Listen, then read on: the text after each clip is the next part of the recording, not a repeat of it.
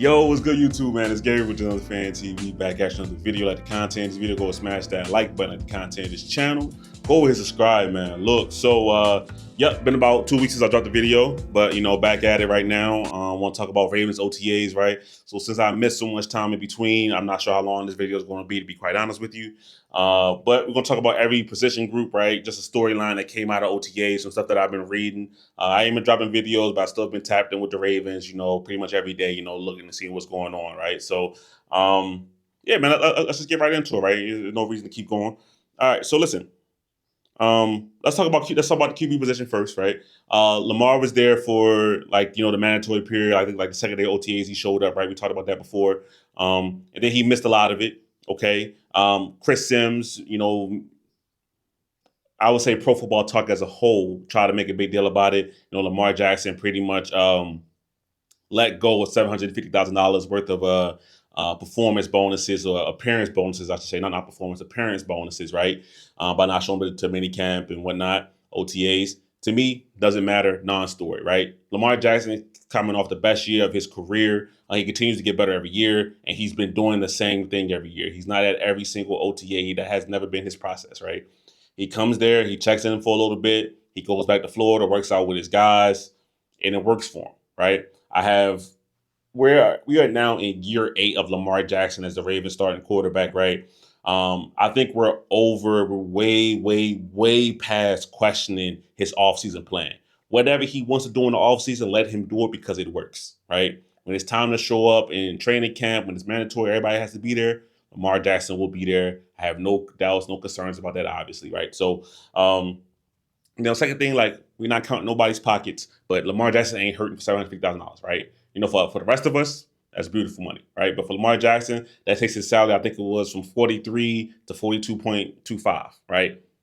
He's making $42 million this year. He'll be okay. All right. So at the end of the day, I wasn't worried about it, anything like that. So I know they like to make this is the slow season, so there's no real stories going around. So they kind of had to make this a little bit of a story, right?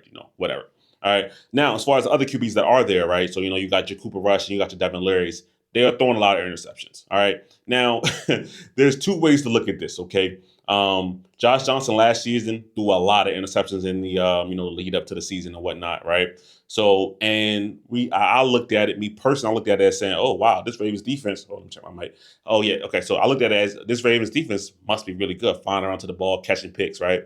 Then the regular season started, that wasn't necessarily the case. Okay. So now, what I will say with this is, I'm not going to be overall negative or positive. I'm just going to be neutral. Okay. Devin Leary, Cooper Rush, mainly probably Cooper Rush throwing a lot of interceptions.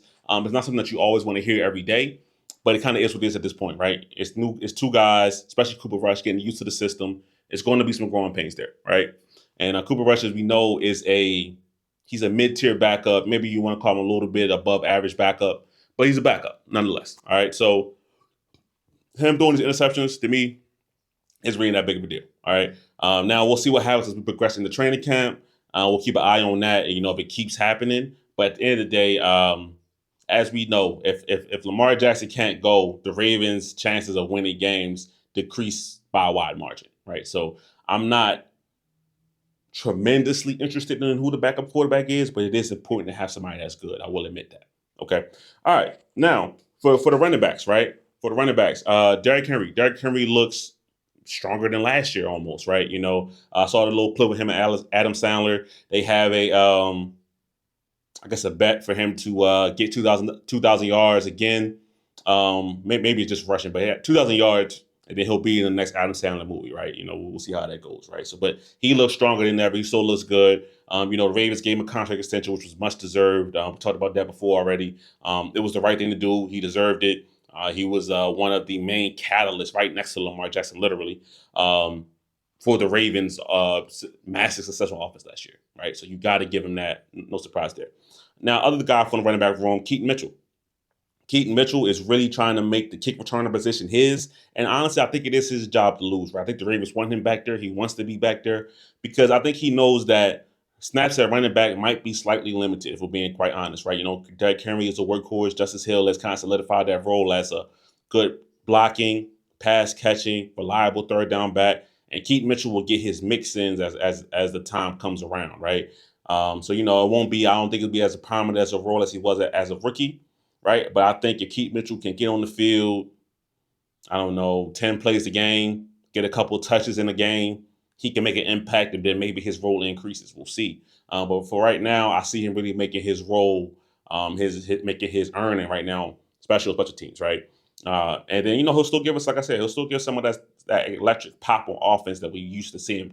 We'll still get that, right? All right, wide receivers. Now, wide receivers, this is probably, I don't want to say biggest. I don't want to blow it out of proportion. This OTAs, right? But I will say this is one of the more impressive developments, and one of the developments that I'm really excited to hear from OTAs is that Tez Walker continues to impress, right? Whether that's gets the ones, the twos, whoever, he's continuing to impress. Every single day from OTAs, there's been Tez Walker making multiple catches, Tez Walker catching touchdown passes, right? Now, listen, the Ravens have three legitimate wide receivers in front of him. Obviously, you got Zay Flowers, Bateman, DeAndre Hopkins, who's obviously a recent addition, right? But if Tez Walker can come on the field and still play a role, because listen, I love what Bateman did as a deep threat last year. To me, that still isn't the best part of Rashad Bateman's game. I love that Rashad Bateman has gotten to a point where he can do that, right? And he can be stretch the field kind of player. I think he does a lot of his best work, in the 5 to 15 range. If I'm being honest, 5 to 20 range. If I'm being honest, right? Um, but if you got a guy like Tez Walker, where his skill set of stretching the field can really be utilized, I think that'd be a massive bonus for this Ravens offense, right? Now that might not come with a lot of snaps, but he talked about in the article today with Jonas Schaefer that he already saw teams with his limited snap counts, teams respecting his speed. This when he was out there.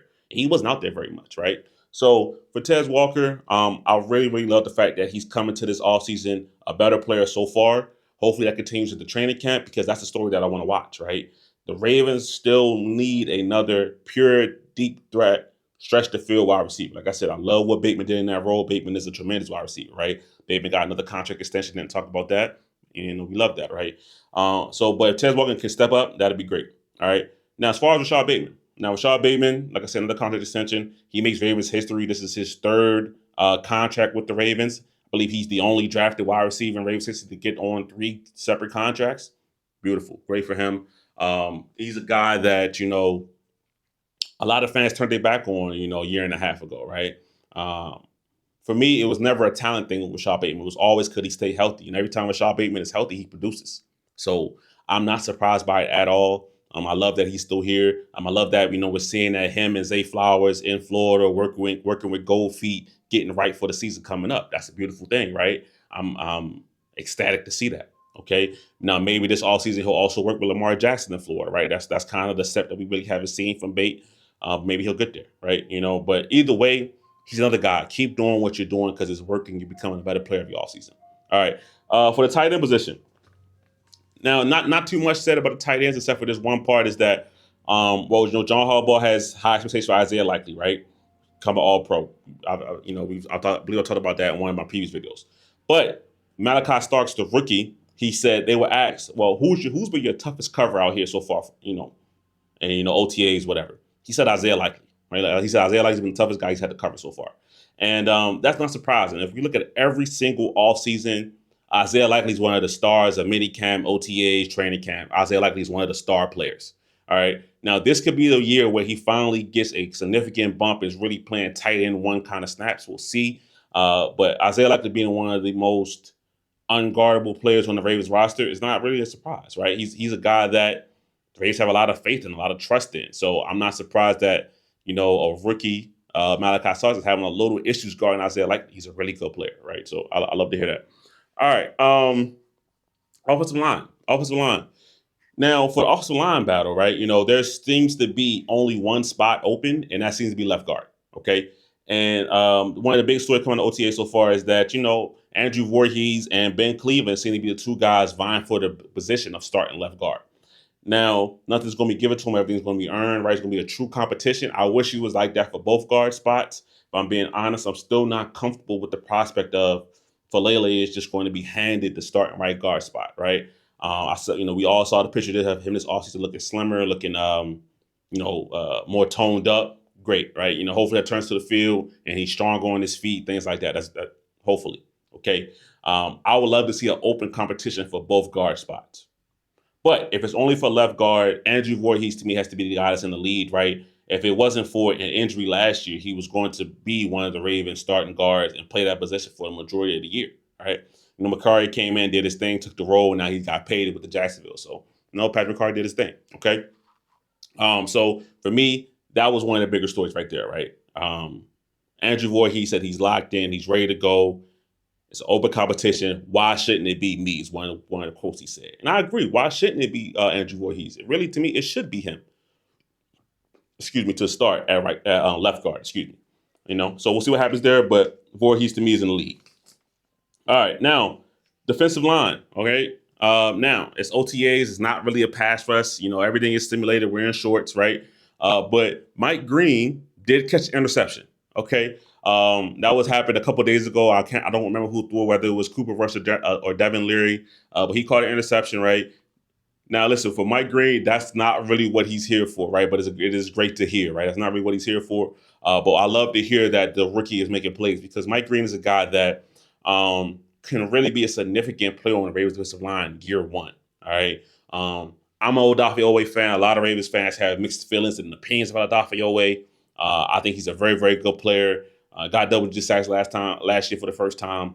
But the Ravens are still looking for a quote unquote ace pass rusher, right? That's something that I've talked about for years on this channel. Okay, they're still looking for that guy. And Mike Green, maybe not year one. I'm not expecting to put that pressure on him year one.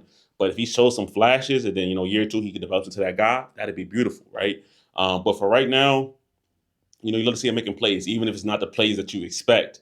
Your second round edge to make. He's catching interceptions. Good for you, man. Make a play however you can make it. All right. Linebackers, right? So I can already see this happening during the summer that Teddy Buchanan is going to be a name that's going to be thrown around a lot. A lot of Ravens fans seem to be drawn to Teddy Buchanan, right? He has a lot of similarities. I said this on the draft video when I reviewed the Ravens day 3 that Teddy Buchanan has drawn a lot of similarities, a lot of comparisons to Fred Warner, all pro, best linebacker in the league, according to a lot of folks in San Francisco, right? Teddy Buchanan has drawn some of the same kind of comparisons, right? 4'6" linebacker, good size, good in pass coverage, things like that. So the question is that if he performs well in training camp, does he push Trenton Simpson for that linebacker 2 role, right? To me, I'm a Trenton Simpson believer. I believe that last year a lot of things were thrown at him, right? He played really well in the preseason, got to the regular season, got a little too fast for him, and the Ravens had him down. Now, hopefully, with that time sitting down, he became a better player, right? And I believe that's still within the realm of possibility for Trenton Simpson. All right, so that's what I'm looking for. Can Trenton Simpson take the time where he sat down, had to really reevaluate what was going on the bench, and come back a better player? Because if he can do that, that's massive news for the Ravens, right? And even if Teddy Buchanan is a guy that starts to rotate in, that's good as well, right?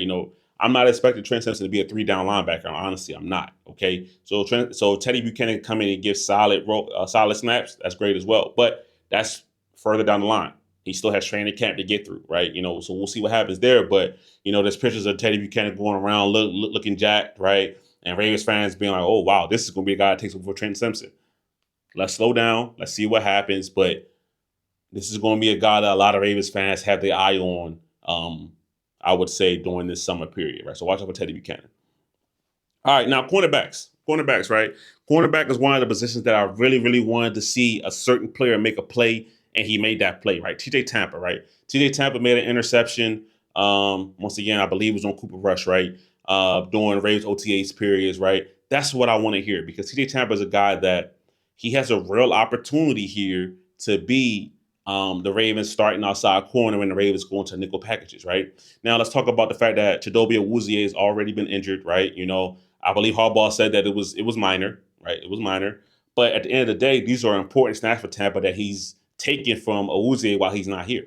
Okay, that's important, right? And then we talk about another guy that to me he was an afterthought, but he's kind of flashed back to the forefront, and that's Jalen Armour-Davis, right? The Ravens are not giving up on Jalen Armour-Davis, all right? They still expect to get something out of him. Zach Orr called him possibly the smartest defensive back the Ravens have on the roster, right? And we might think, to me, I thought that would go to Kyle Hamilton, right? But if Teddy Buchanan, sorry, I say Teddy Buchanan, if Jalen Armour Davis is getting that praise from Zach Orr, that might mean something, right? Now, Jalen Armour Davis' issue to me has always been injuries. He's had some inconsistent play when he has been healthy, but the issue has been injuries, right? Now he has a shot at outside corner, but another interesting thing is that they're cross training him at safety, right? They say he's one of the smartest guys. They feel like he could take more on his plate. And if the Ravens have not signed a third safety, Bo Braid went down with injury. We'll talk about that in a second. And the Ravens could use another guy at DB that has that kind of skill set. In walks Jalen Armour Davis potentially, right? We'll see what happens, right? I think if Jalen Armour Davis wants to make this team, because to me, I don't believe he's a shoe in to do that. The more you can do, the more you can be of service, the more you can help, right? So for Jalen Armour Davis, really take to that safety position. He may have something there. We never know. All right. And then another thing about last thing about corners is Jair Alexander, right? Jair Alexander was officially released by the Green Bay Packers a couple of days ago, and now at this point, and the Ravens, to me, this is a move to me that kind of solidifies the last piece of the defense, right? I'm still worried about the third safety spot, but I feel like the Ravens get Jair Alexander, it opens up so much, right? Because if you get Jair, he's your other outside corner. Nate Wiggs on the other side, Marlon Humphrey in the slot, you're solidified there, right?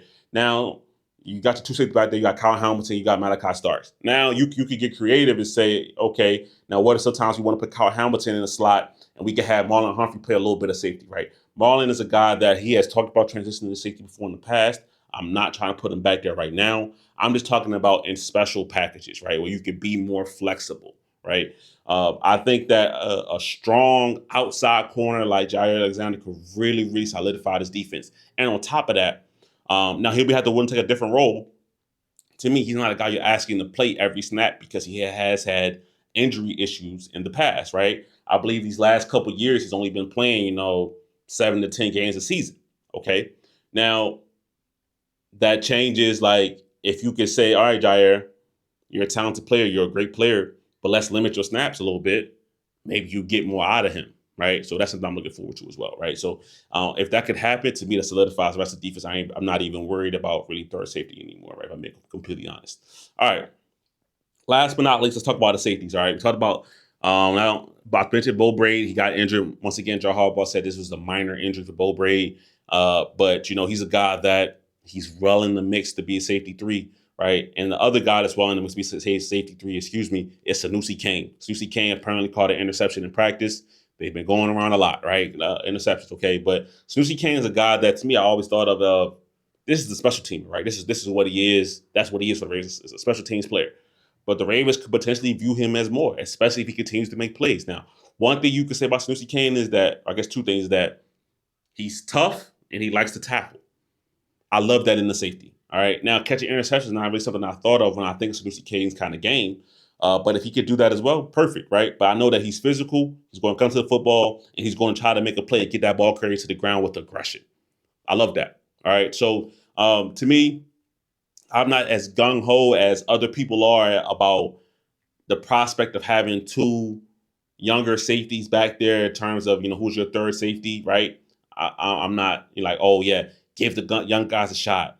It has to be one of them. To me, if the Ravens don't sign Jair Alexander, right, to solidify the outside corner spot, I would still like them to see them to bring in a veteran third safety, right? It doesn't have to be. It wouldn't be a big deal. It'd be be a veteran, 1 year, not too much kind of contract. I want to see that personally, right? I think the Ravens are going to let training camp go for a little bit, maybe a week, maybe a week and a half, see how those guys are performing. If they don't like it, then they'll sign somebody. That's how the Ravens usually operate, okay? Just give the young guys a chance. The young guys ain't showing. Okay, let's go ahead and bring that in now, all right? And then we'll wrap it up here. This is probably the longest video on one of the longest videos of the channel when I'm talking solo. Malachi Starks, right? Malachi Starks is already taking a leadership role. The Ravens just dropped the Ravens Wired, I believe it was for the rookie minicamp, and he's out there communicating. He's out there breaking down the huddle already. He's going through simulated walkthroughs on his own with other players, right? He's setting that up. So to me, that's beautiful, right? Because as a safety, you are a leader on this defense, right? You obviously you have Roquan Smith, holding it down in the middle of the pack, right? But for Malachi Starks to already feel comfortable talking, directing, showing leadership amongst other rookies, even amongst, when they had veterans there at OTAs, he was still doing that. That's a beautiful thing, right? I think that's the kind of player the Ravens do want. That's the kind of player that they traditionally target, and he's already kind of living up to that. Now you combine the intangible qualities like that, the makeup, the character, all of that, with hopefully stellar range, ball playing ability, and just overall intelligence on the field. You have a hell of a player in the making, right? So to me, I love to hear that. Hopefully that continues for Malachi Starks, right? And he only continues to progress across from here.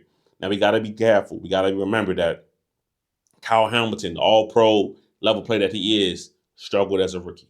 Okay, we got to remember that, right? We remember the Miami game of Tyreek Hill running straight past him in the middle third. Okay, Kyle Hamilton recovered, is now one of, if not the best safety in the NFL. All right, so let's not put too high hopes on Malachi Starks, but let's just say it's good to see what he's doing so far, and I love to see that. Okay, so listen, yeah, that's to me. Those are some of the storylines from every single position group on the Baltimore Ravens right now. If there's any storylines, anything that you wanted to hear about, let me know. Maybe we'll talk about that in a future video, right? But we're kind of getting into the slow season right now. But obviously, when training camp does pick up, and even over the next couple of weeks, too, I'm going to be dropping more videos. But especially when training camp picks up, I'm going to be daily with the training camp reports, how we usually do every summer, right? So, but for now, thank you guys for watching. Don't forget to like, comment, subscribe. Get me back in the algorithm. Kind of this video is probably going to be a little bit on the low in the views. So definitely like, comment, subscribe, help your boy out, man. But it's Gabriel, Another Fan TV. I'm out.